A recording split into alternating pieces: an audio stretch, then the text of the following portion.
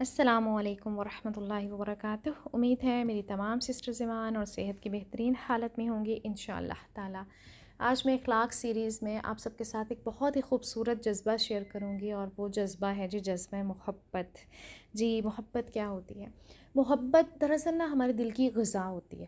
اگر ہمیں یہ غذا نہ ملے نا تو ہمارے دل مردہ ہو جائیں، اور جب دل مردہ ہو جاتے ہیں نا تو پھر نہ تو اس میں ایمان رہتا ہے اور نہ ہی عمل صالح کی توفیق ملتی ہے۔ اس لیے ایمان اور عمل کی روح بھی محبت میں ہے، کیونکہ اگر اطاعت بغیر محبت کی جائے نا تو وہ پھر بوجھ بن جاتی ہے۔ جب بھی ہم اللہ تعالیٰ کے احکامات سنتے ہیں نا قرآن پاک میں، تو پھر اگر ہمارے دلوں میں اللہ کی محبت چوٹی کی ہوگی نا تو پھر ہمیں وہ بوجھ نہیں لگیں گے۔ اور اللہ تعالیٰ کن لوگوں سے محبت کرتا ہے یہ جاننے کے لیے تو ہمیں پھر قرآن پڑھنا پڑے گا، کیونکہ قرآن پاک میں ہی اللہ تعالیٰ فرماتے ہیں نا، ان اللہ یحب المحسنین، ان اللہ یحب التوابین، ان اللہ یحب المتطہرین، ان اللہ یحب المتوکلین، ان اللہ یحب المقسطین۔ اس لیے اگر ہمیں یہ جاننا ہے کہ اللہ کن لوگوں سے محبت کرتے ہیں تو ہمیں قرآن پڑھنا ہوگا، اور ہمیں اپنے اندر ایسی خوبیاں پیدا کرنی ہوں گی جو اللہ کو پسند ہیں، تاکہ ہم اللہ کے محبوب بندے بن جائیں اور اللہ تعالیٰ ہم سے راضی ہو جائے۔ اور جب اللہ ہم سے راضی ہوگا نا تو اس کے بندے تو آٹومیٹیکلی ہم سے راضی ہو جائیں گے، کیونکہ اللہ تعالیٰ کی خاطر کی جانے والی محبت کا بڑا فائدہ ہے۔ ہم حدیث رسول دیکھتے ہیں، آپ صلی اللہ علیہ وسلم نے فرمایا کہ قیامت کے دن اللہ تعالیٰ فرمائے گا، میری عظمت کی وجہ سے آپس میں محبت رکھنے والے کہاں ہیں؟ آج میں ان کو اپنے سائے میں جگہ دوں گا، جبکہ میرے سائے کے علاوہ کوئی سایہ نہ ہوگا۔ اللہ اکبر۔ اللہ تعالیٰ ہمیں عرش کا سایہ اس دن نصیب فرمائے، اور اللہ تعالیٰ ہمارے دلوں میں ایک دوسرے کے لیے جو محبت ہے نا وہ صرف اللہ کی خاطر کر دے۔ دیکھیں، اللہ کی خاطر یہ محبت تبھی ہوگی نا جب ہم اللہ تعالیٰ کے احکامات کی خلاف ورزی نہ تو خود کریں گے اور نہ ہی دوسرے کو کرنے دیں گے، چاہے سامنے پھر آپ کے والدین ہوں، چاہے پھر آپ کے بچے ہوں، آپ کے بہن بھائی ہوں، ان کے ساتھ ہمیں لڑنا نہیں ہے، محبت کے ساتھ ہی ان کو سمجھانا ہے، ان کو روکنا ہے، ان کی ہر ناجائز بات کو ہم نے نہیں ماننا، ہر وہ چیز جو اللہ کو ناپسند ہے ہم نے انہیں نہیں کرنے دینی، ہم نے اپنی طرف سے حتی الامکان یہی کوشش کرنی ہے۔ باقی اللہ کی مرضی، اگر وہ پھر بھی کر رہے ہیں تو اللہ کی مرضی یقیناً، لیکن ہم نے اپنی کوشش پوری کرنی ہے، اور ہماری محبت کا جو دار و مدار ہے نا، اور ہمارے سمجھانے کا جو دار و مدار ہے وہ صرف اللہ کی رضا ہونی چاہیے۔ اس کے علاوہ ایک اور بڑی پیاری حدیث دیکھتے ہیں، آپ صلی اللہ علیہ وسلم نے فرمایا، جس نے اللہ تعالیٰ کے لیے محبت کی اور اللہ تعالیٰ کے لیے بغض رکھا، اور جس نے اللہ کے لیے دیا اور اللہ تعالیٰ کے لیے روکا، تو اس نے اپنا ایمان مکمل کر لیا۔ بہت ہی خوبصورت حدیث ہے۔ اس لیے جیسے بھی معاملات ہمارے لوگوں کے ساتھ ہیں نا، بس ہمیں اللہ کی خاطر ہی رکھنے ہیں۔ اور آپ کو پتہ ہے، جب انسان اللہ کی خاطر محبت کرنے لگ جاتا ہے تو وہ پھر کرتا کیا ہے؟ چلے ہم قرآن پاک میں دیکھتے ہیں، جہاں پر انصار اور مہاجرین کی محبت کا تذکرہ ہو رہا ہے، تو اللہ تعالیٰ کیا فرماتے ہیں؟ اور جو لوگ ان مہاجرین کی آمد سے پہلے ہی ایمان لا کر دارالہجرت میں مقیم تھے، یہ ان لوگوں سے محبت کرتے ہیں جو ہجرت کر کے ان کے پاس آئے ہیں، اور جو کچھ ان کو دیا گیا تھا اس کی کوئی حاجت تک یہ اپنے دلوں میں محسوس نہیں کرتے، اور اپنی ذات پر انہیں ترجیح دیتے ہیں، خواہ وہ کتنے ہی ضرورت مند کیوں نہ ہو۔ یعنی چاہے ان کو کتنی بھی ضرورت ہو چیزوں کی، پھر بھی وہ اپنی ذات پر دوسروں کو ترجیح دیتے ہیں۔ تو یہ ہونا چاہیے ہماری محبت کا لیول، کہ جب ہم محبت کرتے ہیں نا، اگر ہمارے بیٹے کو کسی چیز کی ضرورت ہے تو مائیں فوراً نکال کے دے دیتی ہیں، لیکن جب ہمارے بہن بھائیوں کو انہی چیزوں کی ضرورت ہوتی ہے، یا ہمارے تھوڑے سے دور کے جو رشتہ دار ہیں ان کو ہماری محبت کی اس وقت یا کسی بھی چیز کی ضرورت ہوتی ہے، تو ہمارے دلوں میں بہت تنگی آ جاتی ہے۔ تو اپنے دلوں میں وسعت پیدا کرنی ہے تاکہ ہم سب کے ساتھ محبت کا مظاہرہ کریں، لیکن کس کے لیے؟ صرف اللہ کی خاطر۔ جب ہم اللہ کی خاطر محبت کریں گے نا تو پھر ہمارے ذاتی مفادات سامنے نہیں آئیں گے۔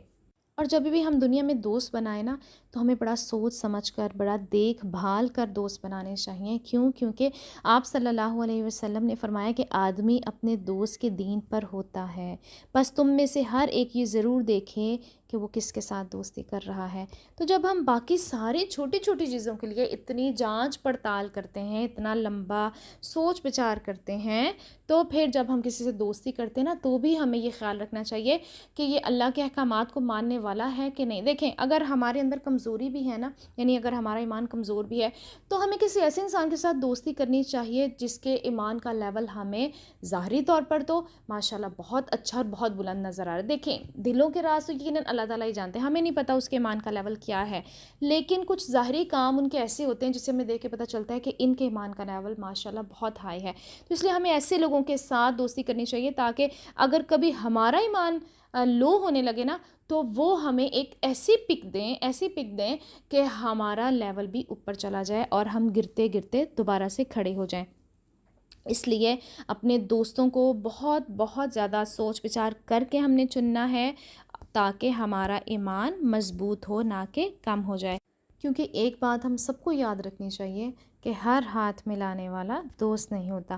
اصل دوست ہمارا وہی ہے جو ہمیں اللہ کے قریب کرے، اس کے رسول کے قریب کرے، کیونکہ قیامت کے دن انسان اس کے ساتھ ہوگا جس سے وہ سب سے زیادہ محبت کرتا ہے۔ اس کے لیے ہم ایک حدیث رسول دیکھتے ہیں کہ سیدنا انس رضی اللہ تعالیٰ عنہ بیان کرتے ہیں، ایک شخص رسول اللہ صلی اللہ علیہ وسلم کے پاس آیا، اس نے دریافت کیا ہے اللہ کے رسول قیامت کب ہوگی؟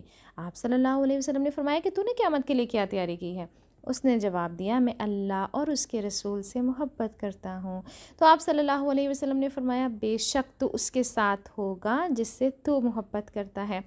تو حضرت انس رضی اللہ تعالیٰ عنہ نے بیان کیا کہ ہم اسلام لانے کے بعد کسی بات پر اتنا خوش نہیں ہوئے جتنا آپ صلی اللہ علیہ وسلم کی اس بات پر خوش ہوئے، بے شک تم اس کے ساتھ ہوگے جس سے تم محبت کرتے ہو۔ کیونکہ وہ صحابہ کرام جو تھے نا، ان کی تو محبت کا لیول ہی کچھ اور تھا۔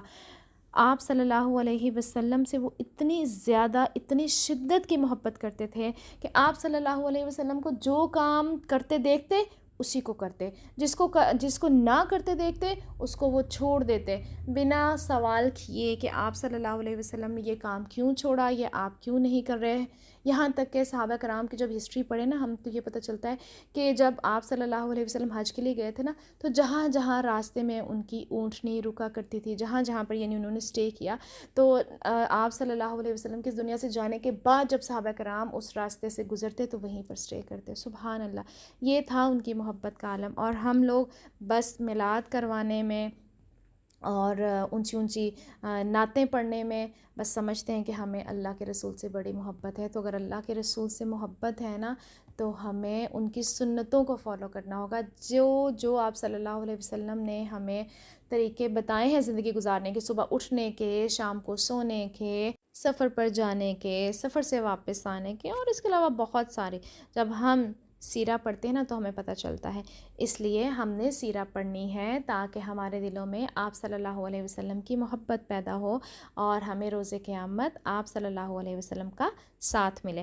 اس لیے اب اس ہفتے ہم نے کرنا ہے کہ ہم نے جائزہ لینا ہے کہ وہ کون سی محبتیں ہیں جو اللہ اور اس کے رسول صلی اللہ علیہ وسلم کی محبت پر حاوی ہیں، اور ان کو میں نے کیسے اپنا اصل مقام دینا ہے۔ اللہ تعالیٰ سے دعا ہے کہ اللہ تعالیٰ ہمارے دلوں میں اپنی اور اپنے پیارے رسول حضرت محمد صلی اللہ علیہ وسلم کی محبت دنیا کی ہر چیز سے زیادہ کر دے۔ ہماری اولاد، ہمارے بچے، ہمارے والدین، ہمارے رشتہ دار، ہمارے دوست احباب، جو بھی ہمارا سرکل ہے، ان سب سے زیادہ شدت کی محبت، چوٹی کی محبت اللہ تعالیٰ ہمارے دلوں میں اپنی محبت ڈال دے، تاکہ ہمیں اللہ تعالیٰ اپنے عرش کا سایہ نصیب فرمایا اور حضرت محمد صلی اللہ علیہ وسلم کی شفاعت نصیب ہو۔ اپنا بہت خیال رکھیے گا۔ جزاکم اللہ خیرا کثیرا۔